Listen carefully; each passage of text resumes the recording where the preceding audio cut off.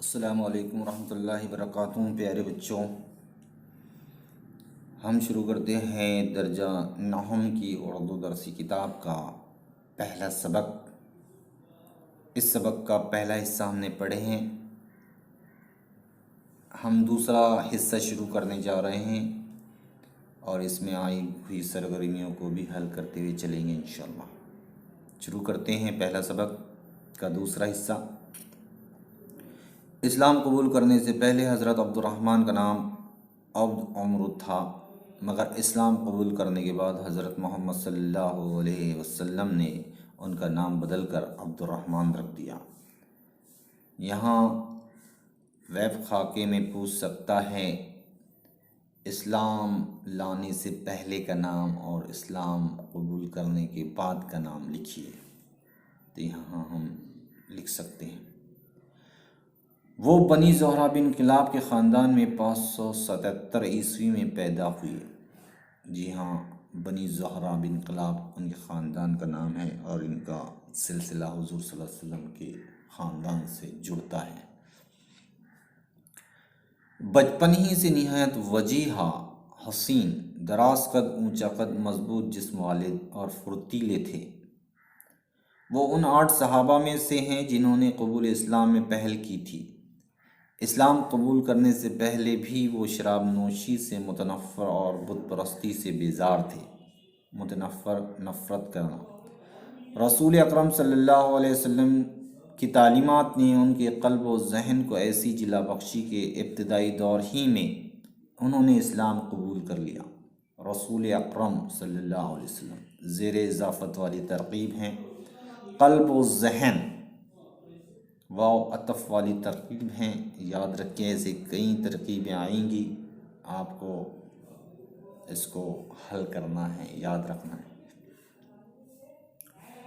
حضرت عبد الرحمن کا اسلام قبول کرنا تھا کہ مشرکین مکہ کے ظلم و ستم کو وہ شکار ہوئے، مگر صبر و تحمل کے ساتھ انہوں نے ساری تکلیفوں کو برداشت کیا، حتیٰ کہ رسول اللہ صلی اللہ علیہ وسلم کی طرف سے ہجرت کا حکم نافذ ہوا۔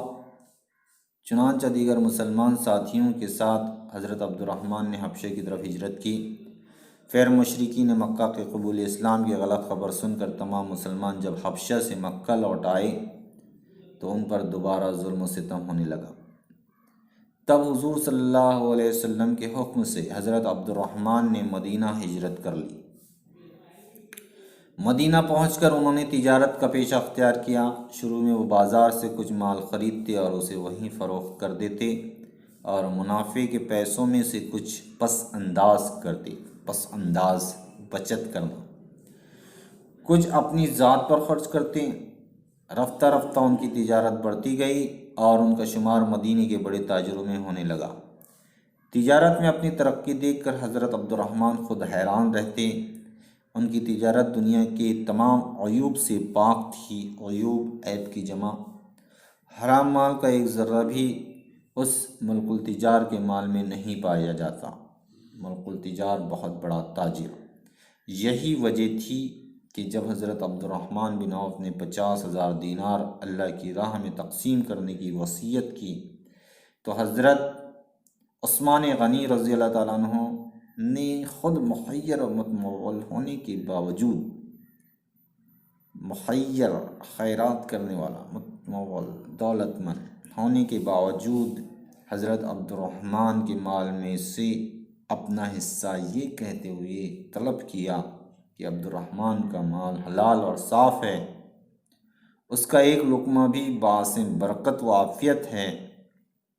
دولت کی ایسی فراوانی، زیادتی اور صالح زندگی، نیک زندگی کے باوجود حضرت عبد الرحمن پر ہمیشہ خدا کا خوف طاری رہتا، خدا کا ڈر رہتا، اور ان کی زبان سے کبھی ایسے الفاظ بھی ادا ہو جاتے کہ مجھے خدشہ ہے، ڈر ہے کہ کہیں ہماری نیکیوں کا بدلہ ہمیں دنیا ہی میں نہ دے دیا جائے۔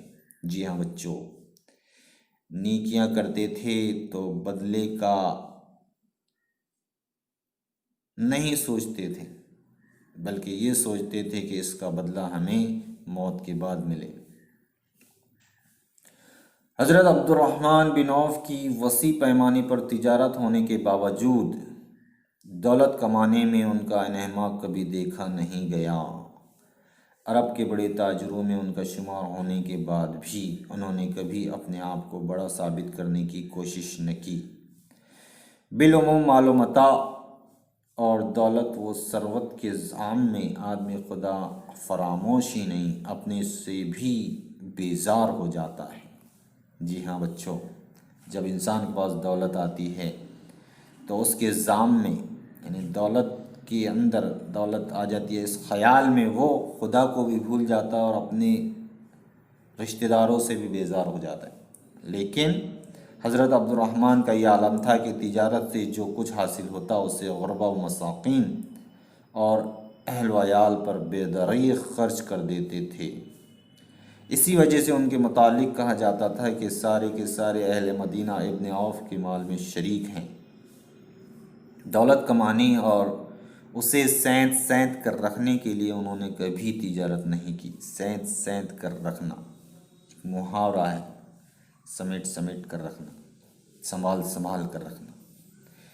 دین کے کاموں میں وہ بے انتہا خرچ کرتے، وہ اپنی تجارت کے نفع کا اندازہ خدا کی راہ میں خرچ ہونے والی دولت سے کرتے تھے۔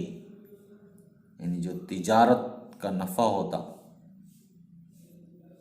اللہ کی راہ میں خرچ کر دیتے، یعنی جتنا منافع حاصل کیا ہے اللہ کی راہ میں اسے خرچ کر دیا ہے۔ وہ قناعت پسندی اور استغنا کے لیے سارے مدینے میں مشہور تھے۔ استغنا، بے نیازی، یہ وہ خوبیاں تھیں جن کی وجہ سے وہ اصحاب میں نمایاں نظر آتے تھے۔ اس پر متضاد ان کی سادہ اور بے ریا زندگی تھی۔ بے ریا جس میں دکھاوا نہیں تھا، ریاکاری نہیں تھی، جس میں افلاس سے عمارت تک کے حالات میں کوئی تبدیلی نہیں آئی۔ افلاس، غریبی، عمارت، امیری، غریبی سے لے کر امیری تک۔ ہم نے دیکھا ہے جب انسان غریب سے امیر بن جاتا ہے تو اپنے پچھلے حالات کو بھول جاتا ہے، تکبر میں آ جاتا ہے، لیکن یہاں کوئی تبدیلی نہیں آئی۔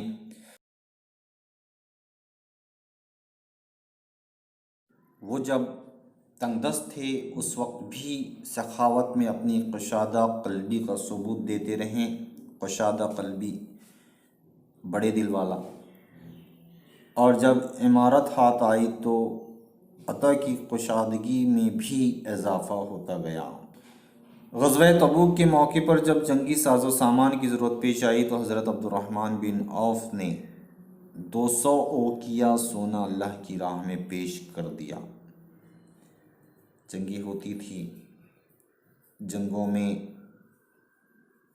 ساز و سامان کی ضرورت پڑتی تھی تو لوگ اپنے حیثیت کے مطابق اللہ کی راہ میں خرچ کرتے تھے۔ غزوہ تبوک کے موقع پر بھی اعلان ہوا تو حضرت عبد الرحمن بن عوف نے 200 اوقیہ وزن کے مطابق 28 گرام کا وزن ہوگا، انہوں نے اللہ تعالیٰ کی راہ میں خرچ کیا۔ مدینے کے اس وقت کے حالات کے لحاظ سے یہ امداد بہت زیادہ تھی۔ اس کثیر رقم کو دیکھ کر حضور صلی اللہ علیہ وسلم نے حضرت عبد الرحمن سے پوچھا کہ اپنے خاندان کے لیے کیا چھوڑا؟ تو انہوں نے جواب دیا، جس رزق خیر اور اجر کا اللہ اور اس کے رسول صلی اللہ علیہ وسلم نے وعدہ فرمایا ہے، اتنا مال میں نے اپنے اہل خانہ کے لیے چھوڑا ہے۔ یہی وہ ایمانی جذبہ تھا جس کی بدولت حضرت عبد الرحمن کو زندگی ہی میں جنت کی بشارت دے دی گئی تھی۔ اسی بشارت کی بنا پر عشرہ مبشرہ